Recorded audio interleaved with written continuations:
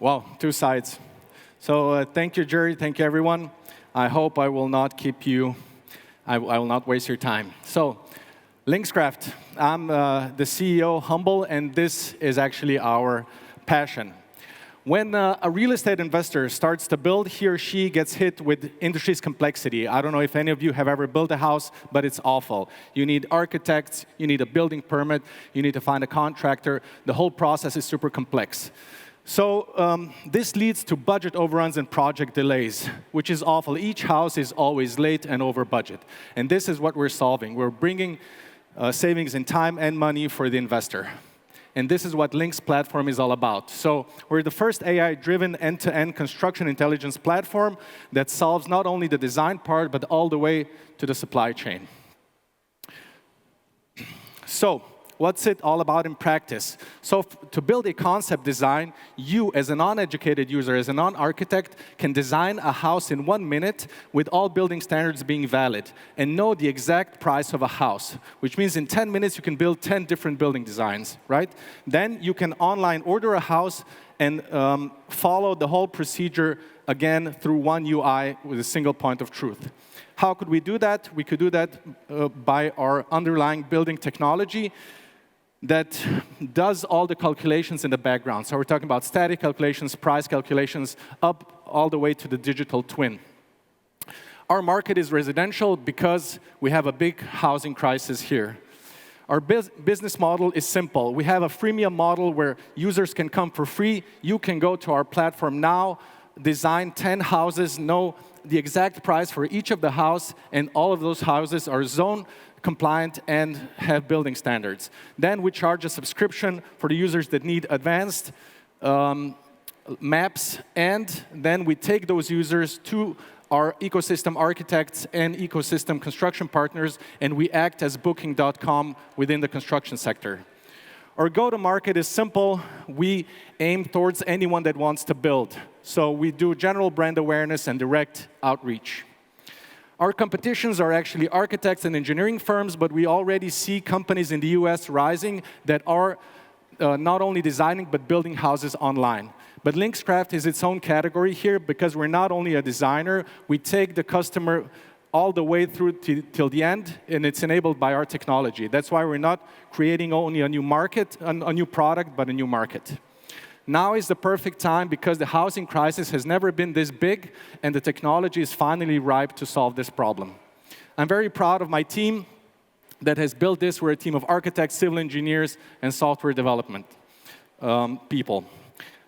We have raised a seed round in April, and on this event, How to Web, we're actually starting our next round, and we want to close our seed round in about 6 months.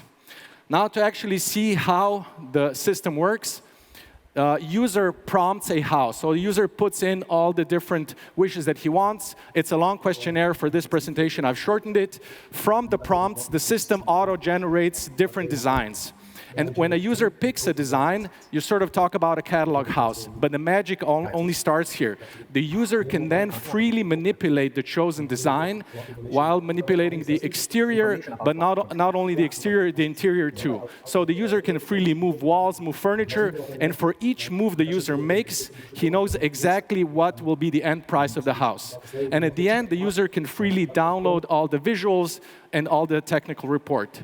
So what we just did here in 1 minute takes an average architect a week of time. So you're all welcome to visit linkscraft.com and build your dream house in a minute. Thank you.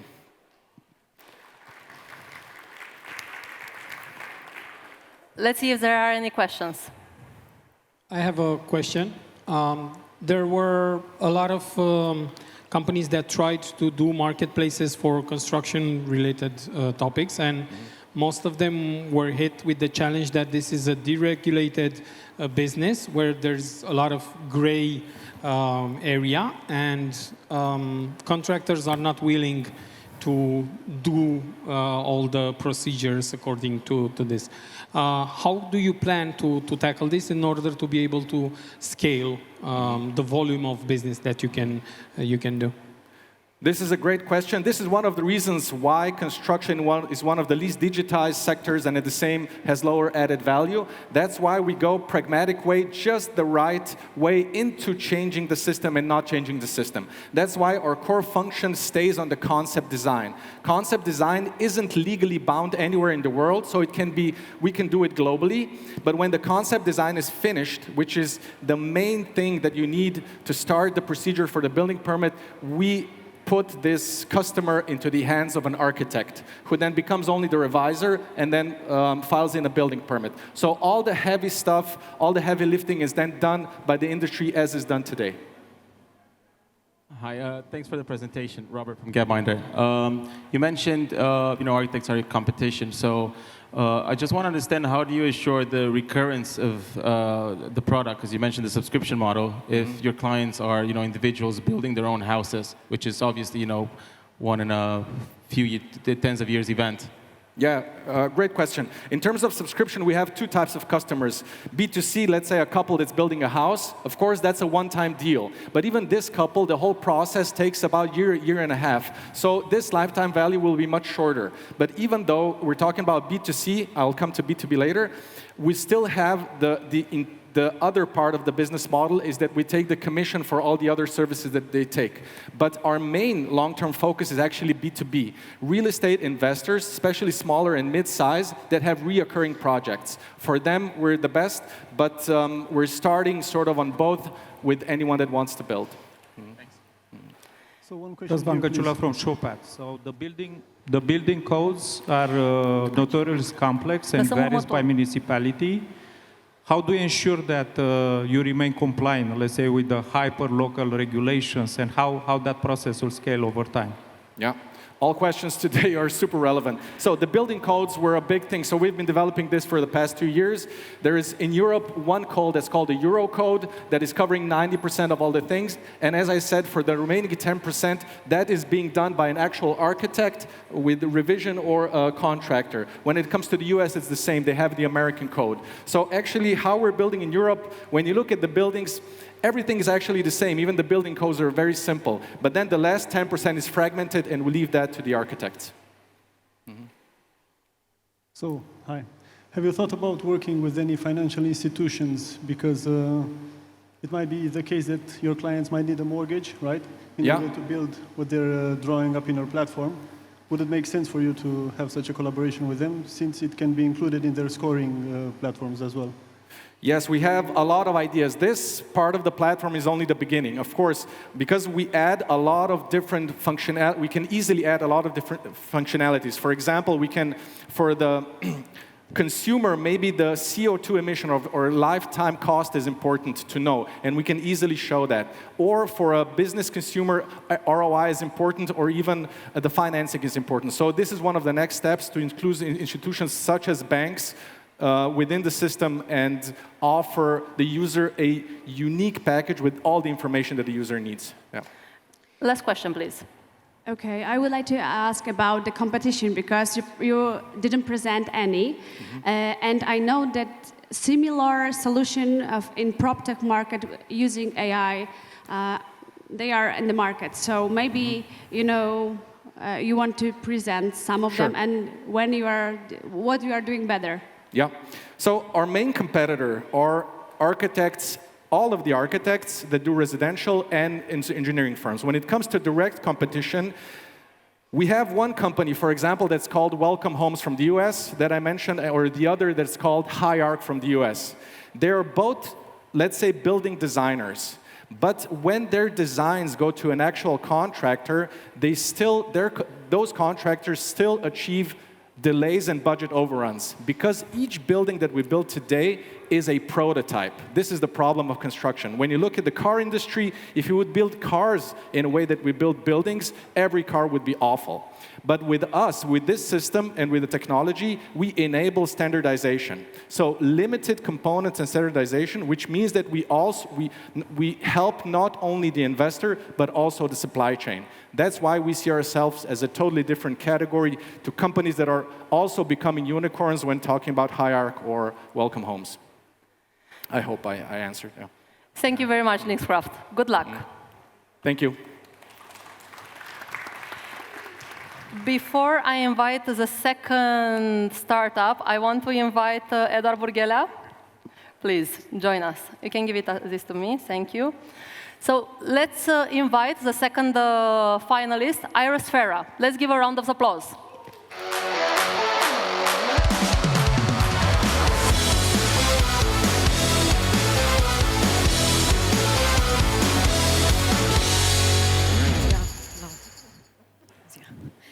Hello, everybody. Hope you're well. I'm Antonia, CEO and co-founder of Iris Farah.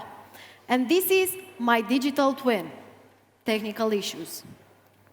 And this is my digital twin. And in a few minutes, you'll understand why I brought it with me. In today's world, most commerce happens online, where shoppers lack personalized support. The industry struggles with high operational costs, driven by returns of up to 40%. Making fashion responsible for 10% of the total CO2 emissions. Ladies and gentlemen, I'm here to introduce you Iris Farah, the virtual personal shopping assistant for online fashion brands. From now on, shoppers can either create their 3D avatar for privacy concerns or upload a photo. From these, we detect their body shape, color scheme, and size to curate the most flattering items. To boost confidence in the purchase, we also enable outfit visualization. Here are some screenshots of our technology applied in-store, using Valentino items, to enable shoppers to visualize any outfit combination before buying. Especially for Asian markets, we are investing in gamified experiences, so brands allow shoppers to create their 3D digital twin to try on interactively in 360 degrees. Our unique technology solves one of the biggest challenges in this industry, which is scalability. We automatically transform clothing images from retailers' websites directly into 3D models within seconds. By working with us, we help retailers tap into 7.5 billion savings, 30% return reduction rate, and 60% cut emissions. I need to tell you that the time is right now, with fashion e-commerce and fashion tech market continuously growing. The demand is really high. 85% of online fashion brands look to integrate digital solutions. And how are major retailers adapting to this new way of shopping? They start acquiring startups in the same field with us, as Walmart did with Zikit for 200 million. Iris Farah won the first prize for innovation in fashion retail in Italy this June. Adidas, Max Mara, and Valentino want to integrate with us, and we were selected to participate in European Innovation and Technology Program. By having the Shopify plugin, we enable mass adoption by retailers, and we are already present in Romania, Italy, the Netherlands, Turkey, and the UAE market. Let me tell you about the team that makes the magic happen. I've been working in the fashion industry since 16 as a stylist and creative director at major fashion weeks and with luxury brands. Our tech team brings deep expertise in computer vision, AI, and machine learning, and our investors and business advisors have previous startup exits. I remember I was still in high school, and I asked my father, how long would it take to build a startup? And he told me 6 months. And here we are. So we are growing, and we invite you to be part of the future of fashion. We are seeking strategic partnerships, and I'm looking forward to discussing with you. Thank you, and keep building.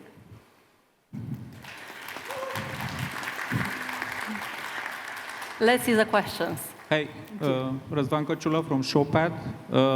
The virtual try-on market is rapidly growing, and you have Zalando, Walmart acquiring companies. How you are going to compete with these big players and to well-founded startups in this area?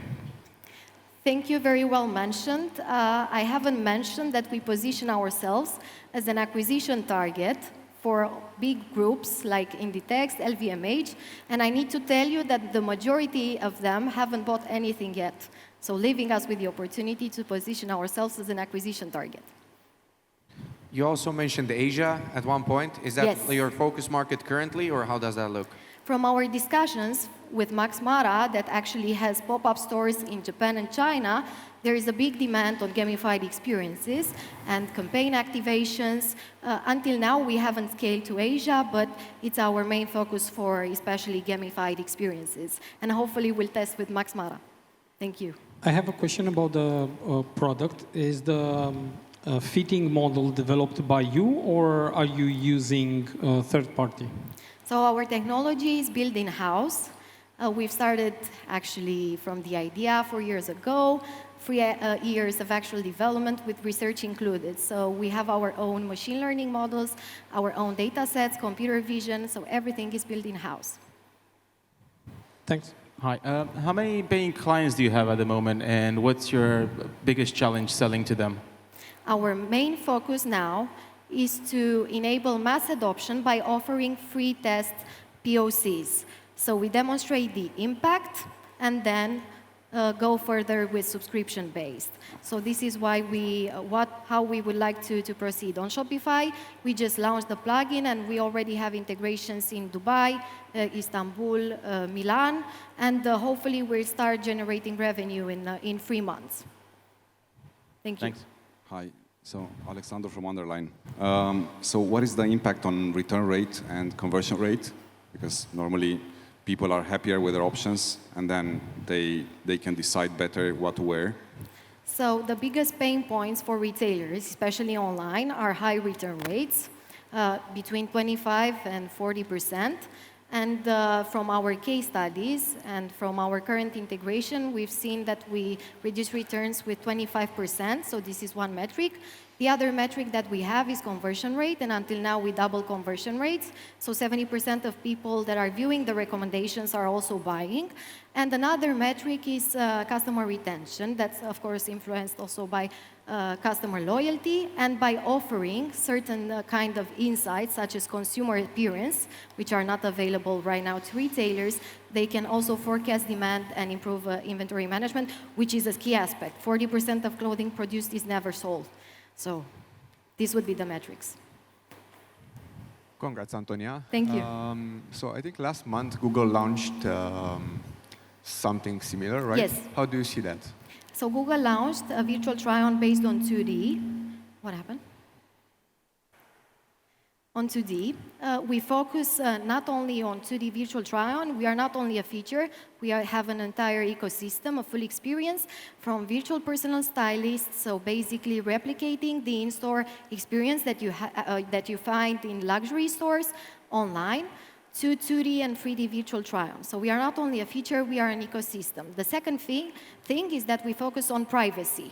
So if shoppers don't feel comfortable with sharing their photos, we enable also them to customize the 3D avatar, so privacy first. And the second and the third thing that differentiates us is the fine-tuning model based on each retailer's collection. So it's not something generic. It is based on each retailer's collection, and of course based on your body shape, because on Google, as an example, it's also a disclaimer that the fit is not really exact. So by having also the body shape recommendations and taking into account the measurements, we can really reduce returns. So these are the biggest differentiators. Thank you. Thank you. Now we're switching the sides. So this market is super crowded. Can you tell us a little bit more about the customer acquisition strategy, like how you want to make sure that these big names will be your customers? So until now, after we had discussions with big brands, at the beginning I asked them, have you tried anything in this similar space? What's your feedback on that? And they tell me they haven't tried anything yet and they are not familiar. So even though it seems it's crowded, basically it's not, because many of them are just starting and are using maybe existing models, don't have fashion expertise, connections, which is really important. So I wouldn't say it's crowded, even though it seems, because it's a real demand.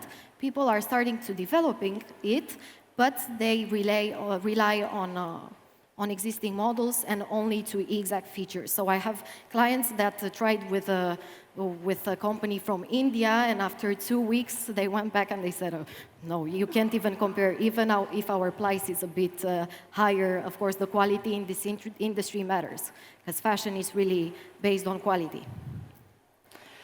I'm not sure if we have time for another question because we only have 30 more seconds. So Only if there is a very fast question, of course, we can go. If not, thank you very much. Good luck. Thank you very much. Thank you for the questions. Thank you. Thank you. So I will invite next on stage the third finalist, Brave X Aero.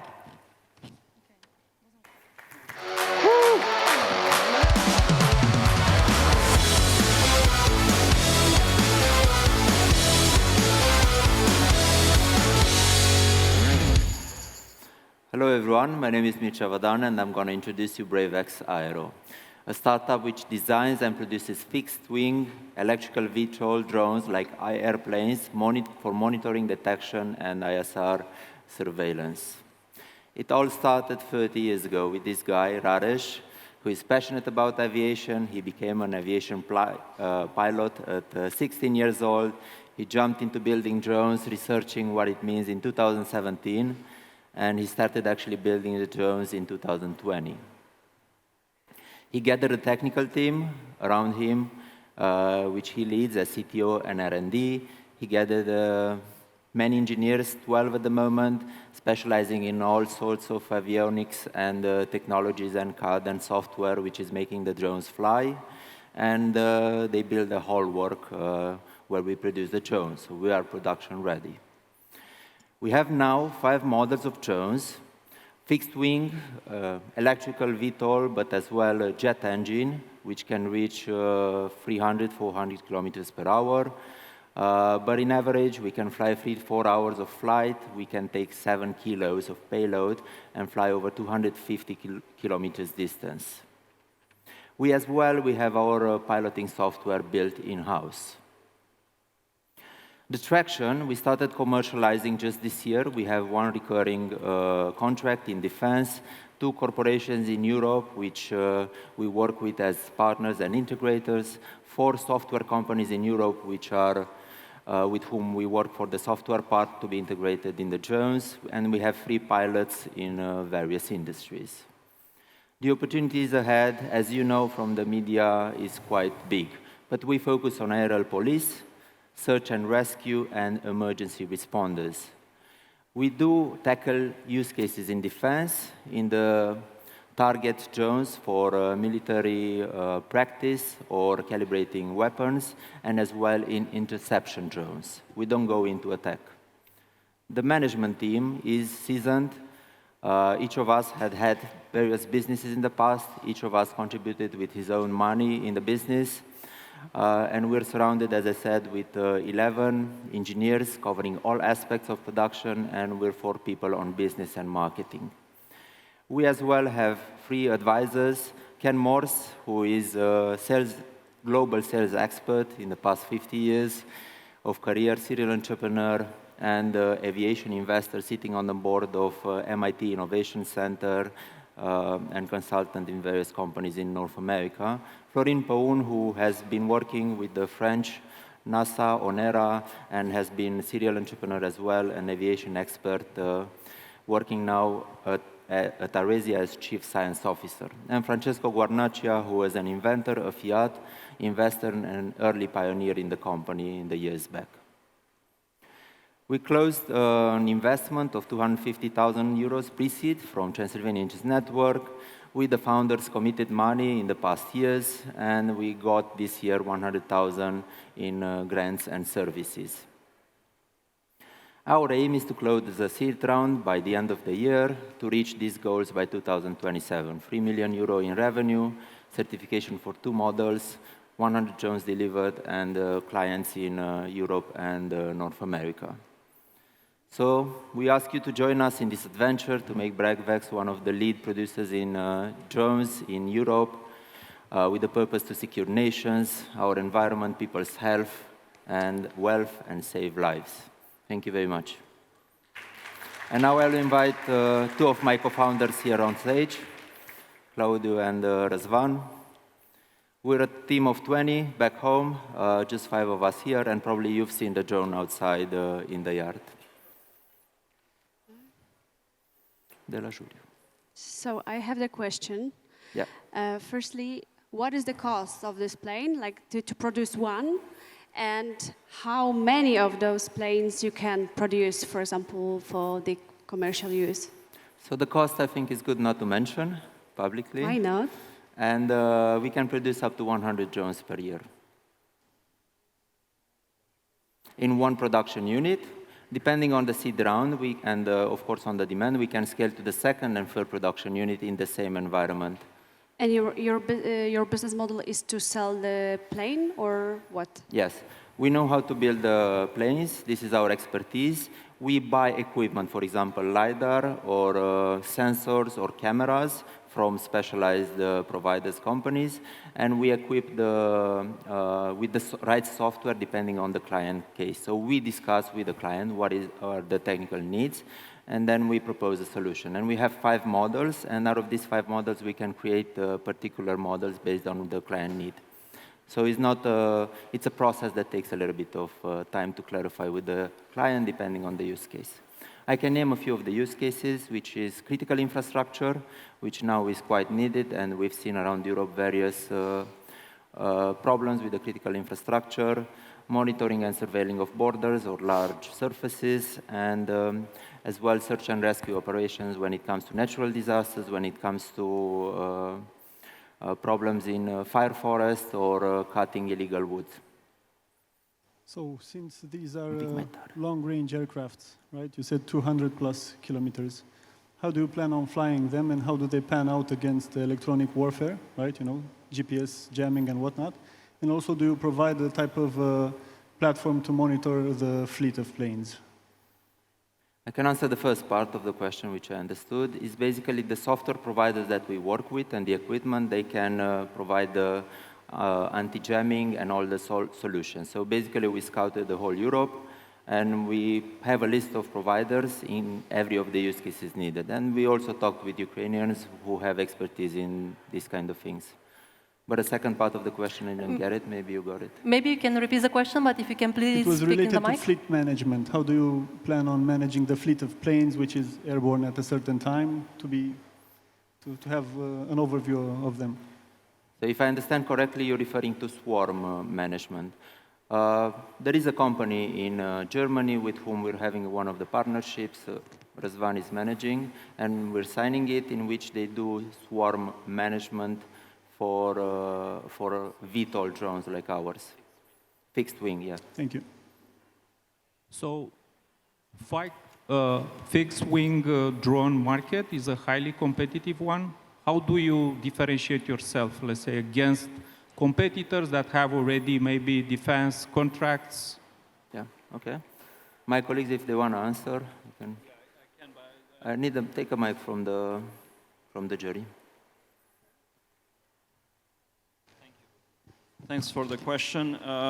Yes, the fixed-wing drones actually is a little bit lighter in terms of the amount of competition out there.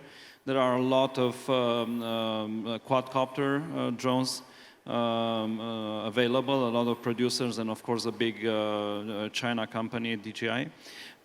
In terms of competitivity, this stems straight from our team. We are basing our team on a number of aviation engineers as well as pilots, and especially glider pilots. As you can, well, it just went away. The plane you were seeing behind me is actually looking a little bit like a glider. One of our differentiators is what is called the aerodynamic finesse, which is how much a plane can glide once the engine is being cut off. While our competition does about 6 to 8 kilometers, this one does about 22 to 24 kilometers. That means longer ranges and better battery consumption or fuel consumption, longer range. Thank you. And what about bad weather? Let's say if you can, bad weather, yeah. We did test. We did test one of our models in bad weather, and there are certifications that we are planning to go through, which actually take into account that kind of testing. That's part of the reason why we're looking for funding those types of certifications. I mean, not just us saying that it will go through. We want to certify those. Those cost money.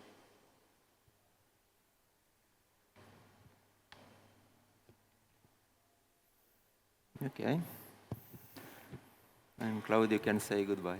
Are there any other questions? Yeah.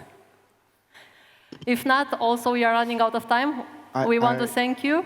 There was a question. I would like to add something before the ending. So imagine that these are not normal drones. These are actually airplanes, ultralight airplanes, but smaller ones that fly by themselves. So imagine it's the same standard, it's the same, let's say, construction, and we have the production facility. So this is a big differentiator, I think. We have the factory in place. We need to scale it up in order to achieve these all goals that such planes could achieve. Yeah. Thank you. Thank you very much. Good luck.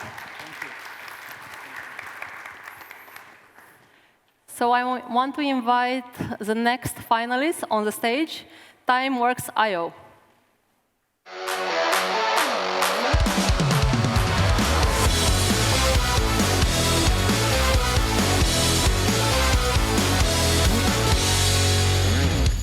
Hey everyone, I'm Alex. I'm a co-founder of TimeWorks.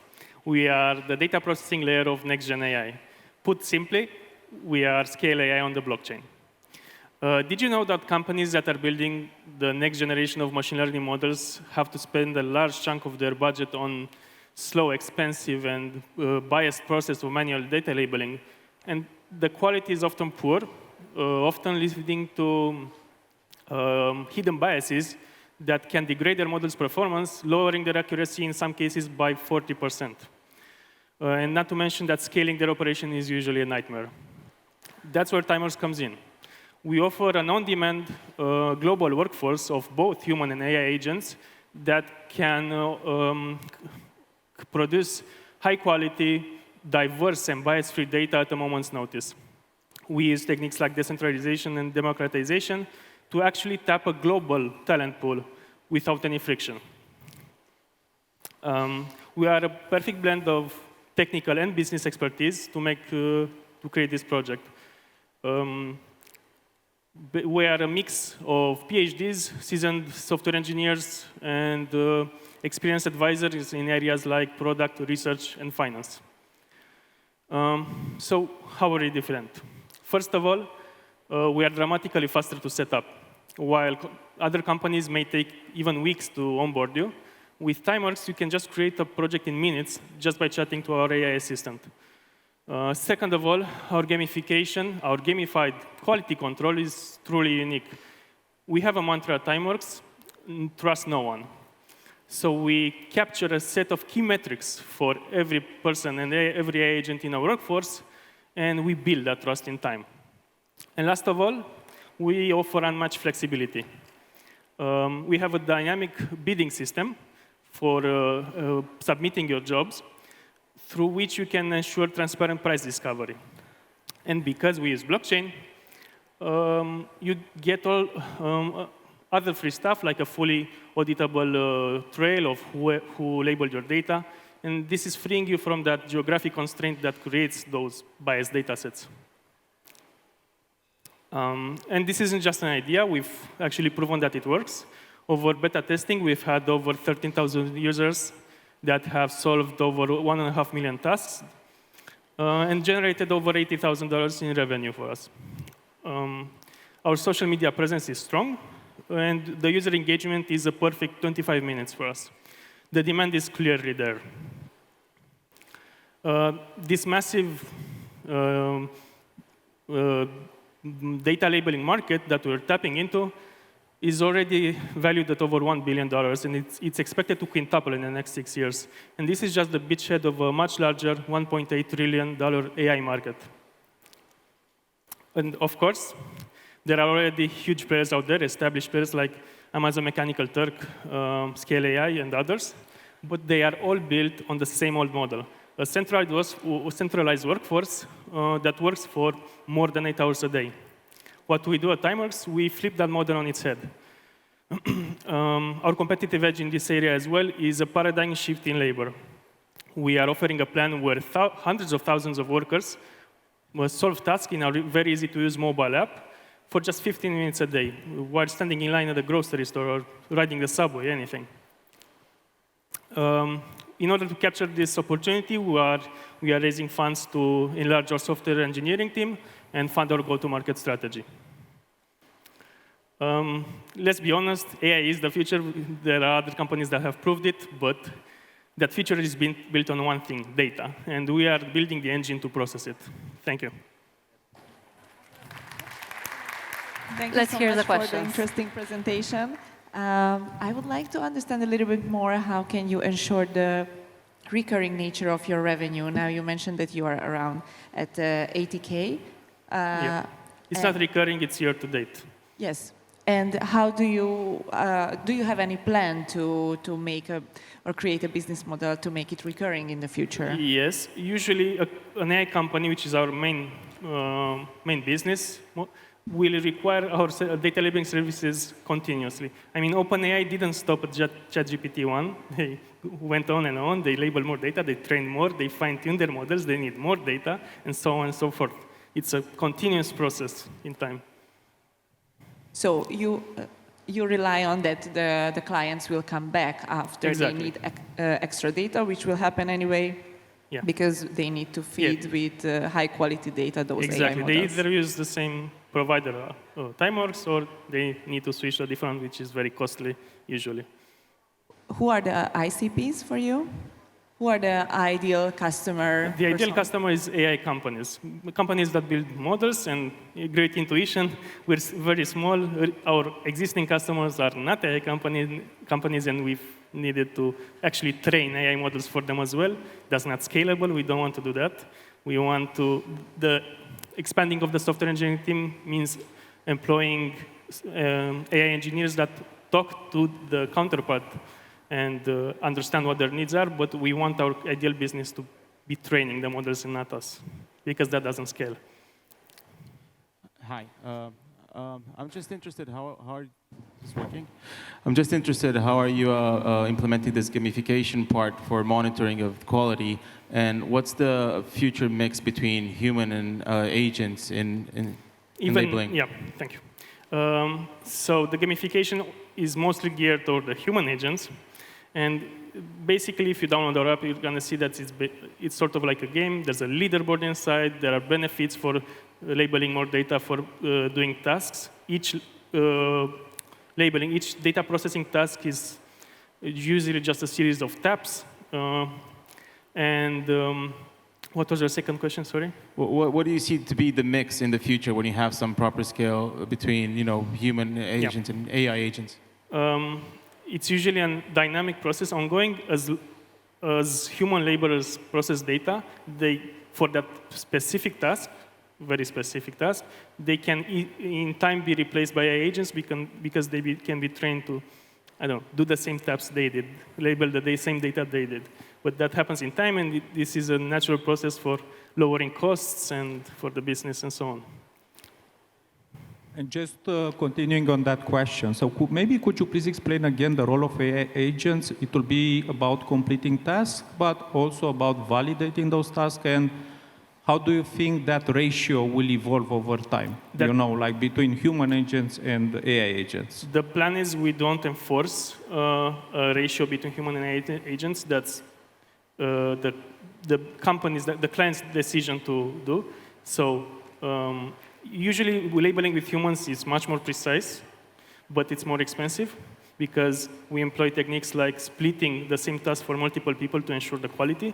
And if you do automated labeling, you may want to lower the number of people, so you lower costs, but the data quality may suffer.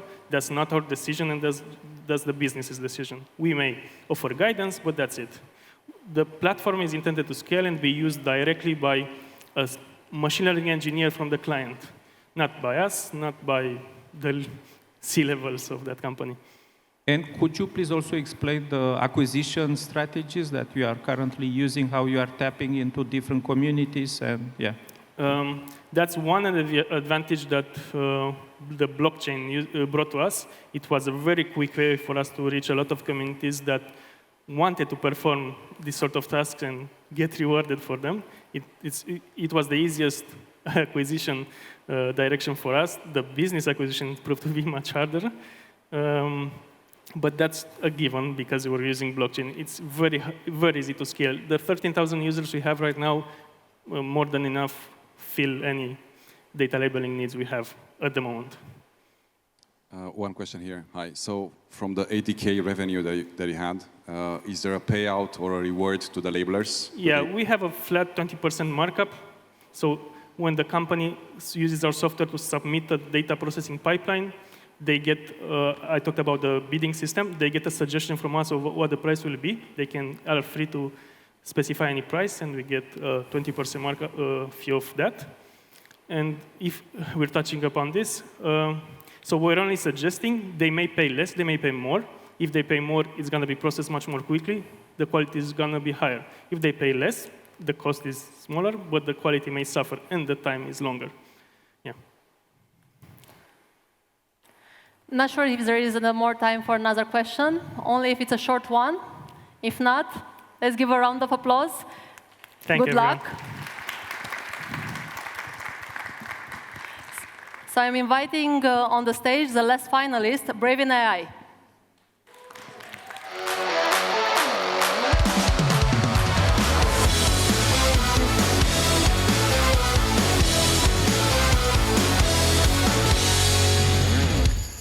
Hello everyone. I'm Lily, I'm co-founder of Bravin AI, and I want to start with a bold truth. Small businesses are bleeding money. They don't lose sales because of bad products or high prices. They lose them because they didn't answer a Facebook message fast enough. I know this because I have counted losses in my own e-commerce stores in the last 10 years.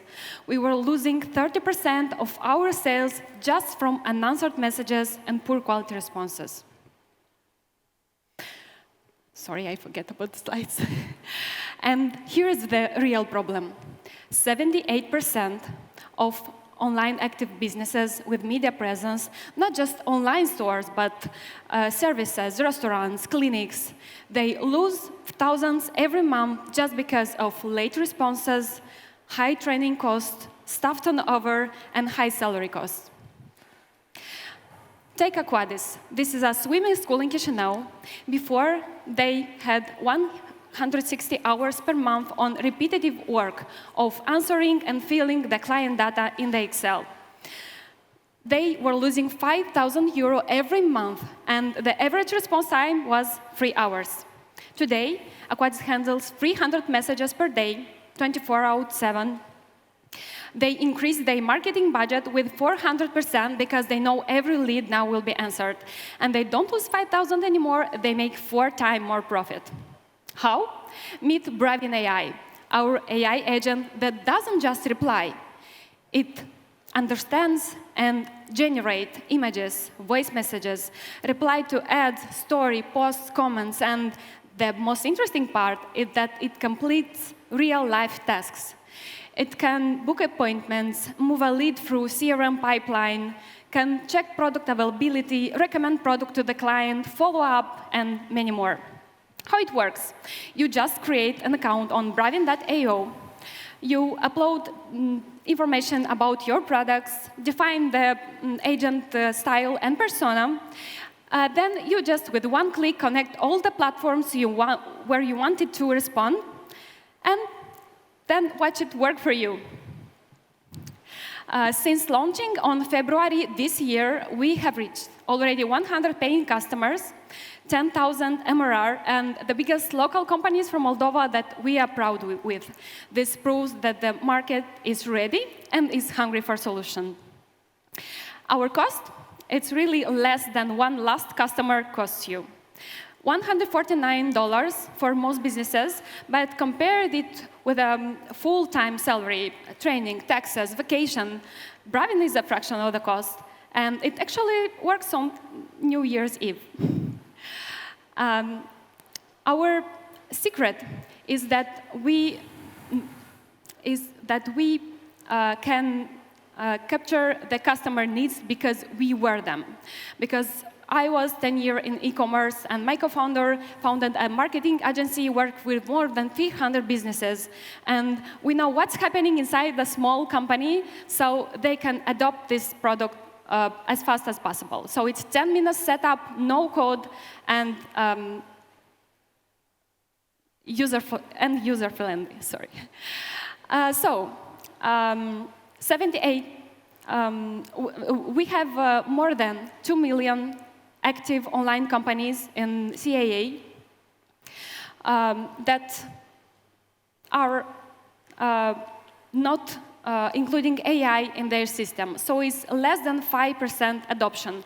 This huge gap will help Bravian acquire early customers and scale very rapidly. But we are not stopping at chat. In August, we launched our AI voice platform. It's called Kalina. And it handles real human-like conversation in real time directly on the phone. All this work, of course, couldn't be done without our team. As founders, we have strong expertise in marketing and sales, and we, together with a tech team, we have speed and vision. This year, we won the second place at Sevan Startup Summit in Armenia. This is our most recent victory, and also in July, we won 11 Labs hackathon, granting us $20,000 in credits for them.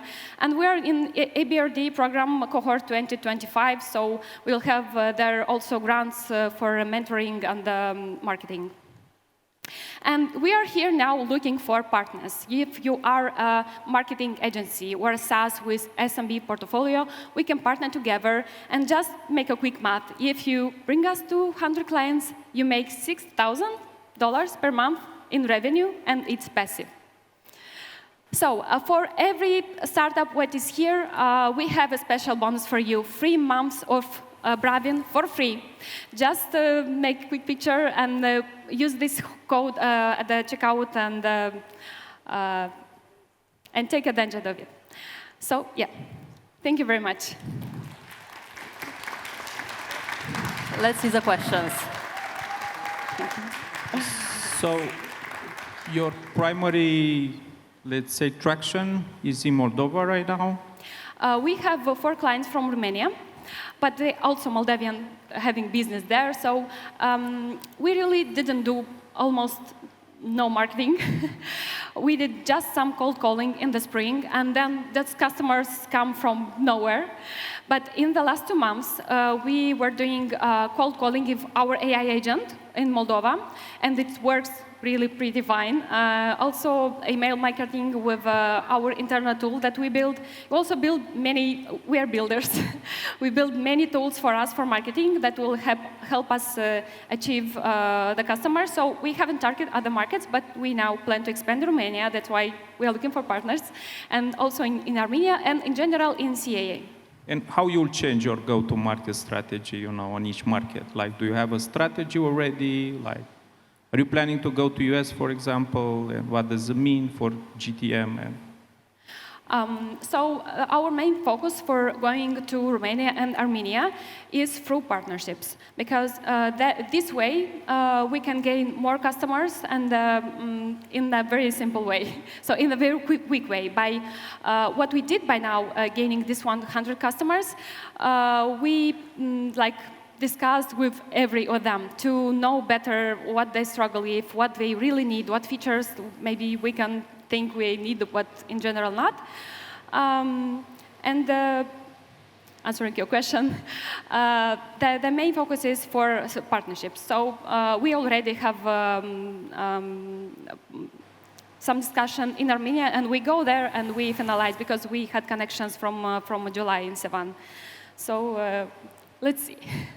We worked not so long time, and we're trying to learn fast how it's everything going, and I hope we will scale rapidly, because it's really the product is applicable to the whole world, let's say. I have one question regarding the integrations, because you said you could comment, like, or do whatever on social media, I guess comments on Instagram or Twitter or X nowadays, and then complete CRM flows. Are you integrating, or how are you handling that part? Because I assume since you're dealing with small, medium businesses mostly, do they also have a lot of different systems, different approaches? How's that? How do you handle that? The small businesses don't really use a lot of CRMs. So we have native integration of CRMs that are most popular in Moldova and in Romania. And as we will scale every market, we will add more native integrations. But for small businesses, usually they use Excel. Most of them, they don't have even like some CRM where they stock leads. So in this thing, we have our internal CRM or lead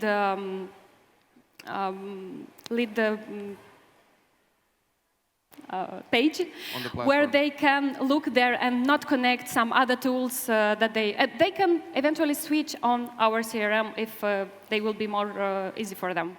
So it's not only like you chat to it and you kind of tell it what to do, it's also you have your platform where they can use it as their own internal CRM and everything else. Yeah. All right. Yeah. Thank you. How do you acquire customers? So it's sales-driven or marketing-driven, and how do you plan it in the future when you are planning to scale further? Yeah, so about sales, I think it's all because we can pitch good to the clients, me and my co-founder. So basically, all the clients, we had demos, they all accepted, and they were enthusiastic. We are enthusiastic about the product and about technology. But this should be, of course, more scalable. But we can translate our capabilities to our AI agents. And we were doing, in the last 2 months, 500 calls every day with AI agent in our country, and also for our clients. And we see very, very, very good results in that. What are the results of it? How the conversion goes after the 500 AI calls? Okay. Last week I analyzed the calls, and about 10% of them, they say, I want a demo where it depends how they discuss. And then after we reach to the customers and make all this. So now it's about 10%, but it's really in the very early stage because we started to build the Kalina in June and together with clients. And we launched in August, and it's not so big time to say some big results, but we improve the agents. We have so many questions regarding the go-to-market strategy, right? So I will have a quick question regarding the enterprises, because I saw it on your slide. And it seems like you have 17 paying customers from enterprises, like enterprise customers, and MRR like 10K. Like, how come? Like, did you do some free pilots, or can you give us more clarity how you're planning to get more customers from enterprises, if so? Yeah, so really we haven't planned to acquire enterprises, but they reach to us. And then as a startup, you need money and they pay, and you make some personalized work on the top of it. Like we were forced to, but I can say it's not the worst client. So we like enterprises. Maybe more than SMBs, but my passion. We have some of them here, you know, with us, so. But I'm passionate about SMBs because I've lived the problem 10 years, and I want really help them make a clear process in that. Regarding like answering your question, we have some free pilots, but we start from the start to make a contract and a deal, and they pay in advance because we had some, like, we are startup, but we do business. And now we have one big pilot with the biggest telecom company in Moldova. And for them, we didn't ask money yet, but we are working 2 months. They are testing internally, and I hope by the end of October, we'll have the deal. Thank you very much. It was the last question. Let's give a round of applause to our last finalist. And a round of applause to all 5 finalists. While the jury is going to deliberate, I'm inviting you to discuss about the pitches that you heard and to decide who is going to win the big prize. I also want to go again through all of the prizes and to understand why all of these people are competing and pitching for the prizes. I'm not sure if you should discuss or if you should go behind. I think if I'm inviting you to go there. Yeah, I will just go through the prizes, and after that I will invite you. So let me see how I'm going through all of the chairs and everything. So let's go again through all of the prices to understand why are they pitching and what is at stake. So the biggest price I was mentioning earlier is 180K euro from investment price from Gapminder and Capital V. The second price that we have is 15K, 100, okay, there, 100 base credits from OVH Cloud Startup Program.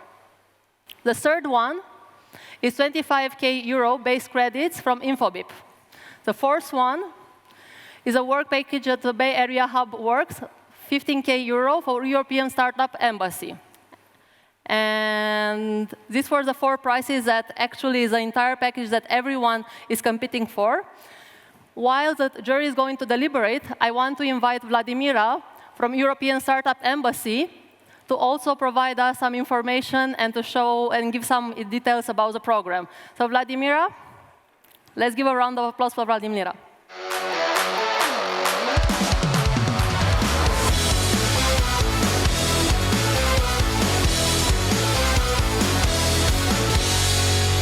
No problem.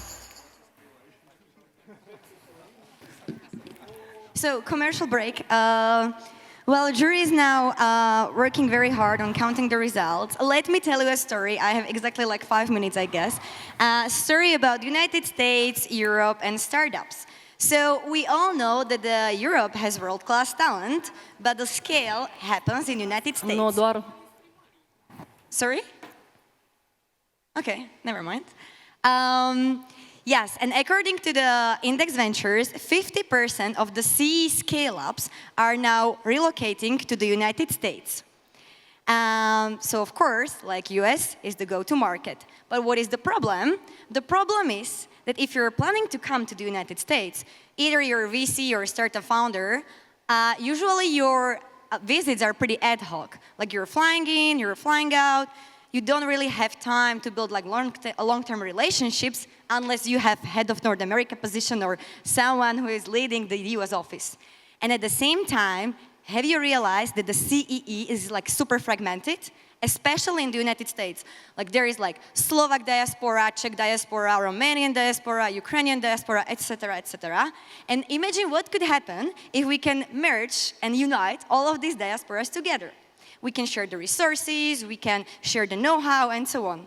And that's why we came up with European Startup Embassy, central hub for all people, where we are actually connecting European talent and capital with our US partners, so we can create the new generation of global tech leaders. So what we have actually community and real house in Silicon Valley, literally in the VC district, next to A16Z, Index Ventures, Excel, you know, the place where you control all of your launch parties and so on.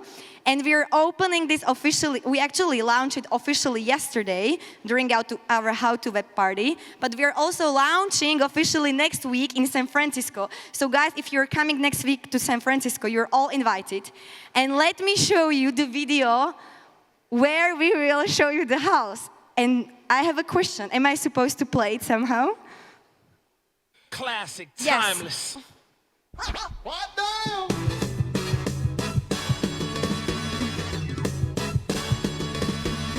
Hello, How to Web. My name is Luca, and welcome to European Startup Embassy.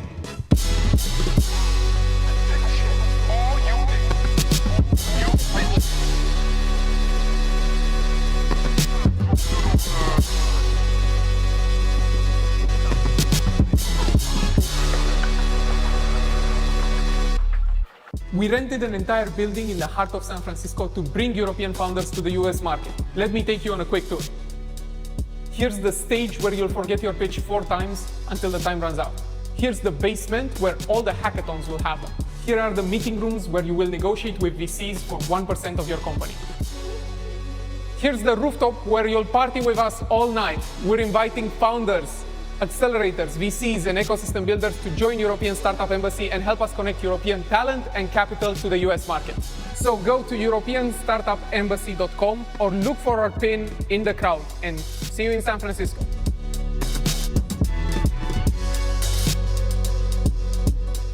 Ooh, very cool MTV style video. So we're very happy that we can be here with you to launch it.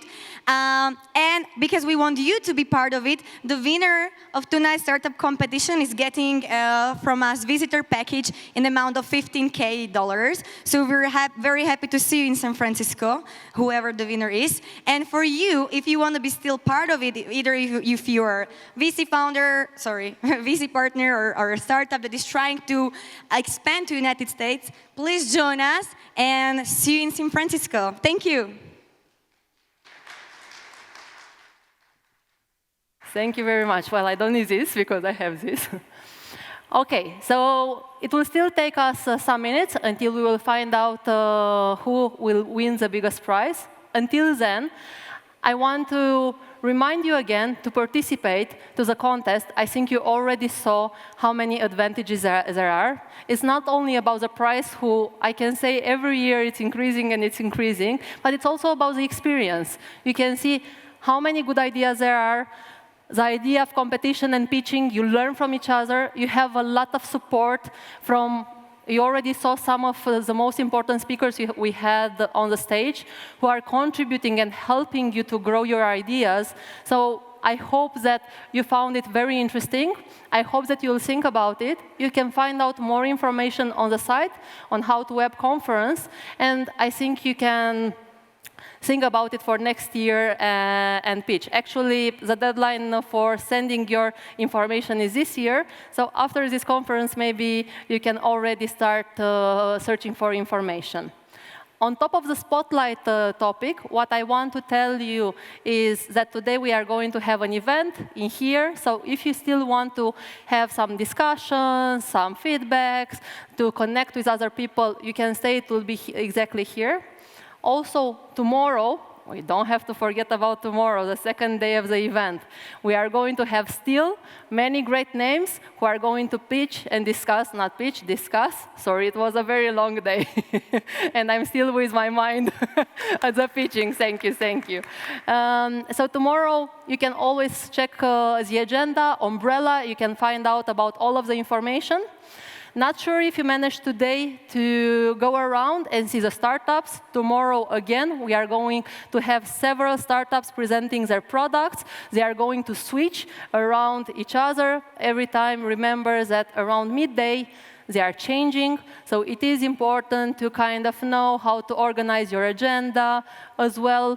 If you want to discuss with followers, partners, or roles similar to you, if you want to find investors, I think you should take advantage of these 2 days. After the talks that we are going to have tomorrow, we also have a big party. For those who are familiar with How to Web Conference, there is always a party after the 2 days event. You can find out more information in the umbrella.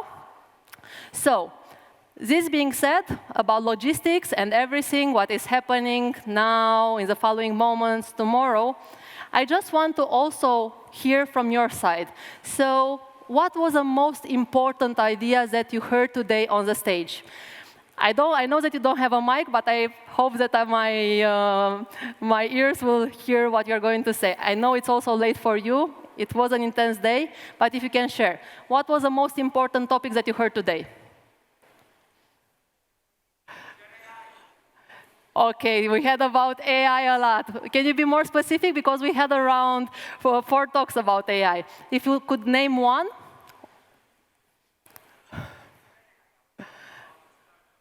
OK, about the startup. Sorry, I heard about AI because today half of the things are about AI. So in my head, everything is about AI, and I'm pretty sure it's the vibe now to learn and to see how we can take advantage of AI.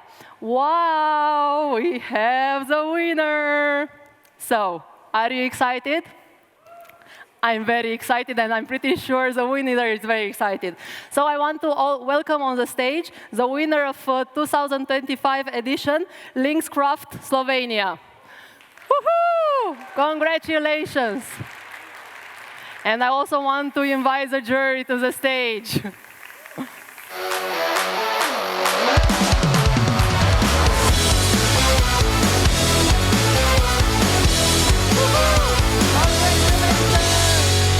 I don't have enough hands.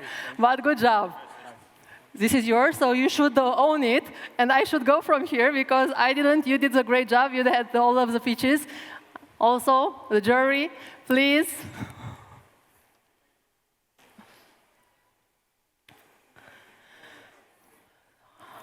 So let's give a round of applause to our winners. They did a great job. They had a very good pitch, and they had won a very important prize.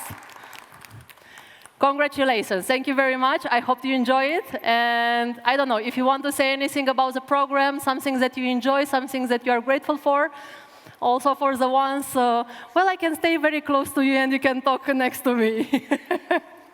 All I want to say is that this is a great event. I'm here now for the second time, and I hope it becomes the biggest startup event in Europe. Thank you very much. Have a nice evening, and I hope to see you all in the garden. See you tomorrow.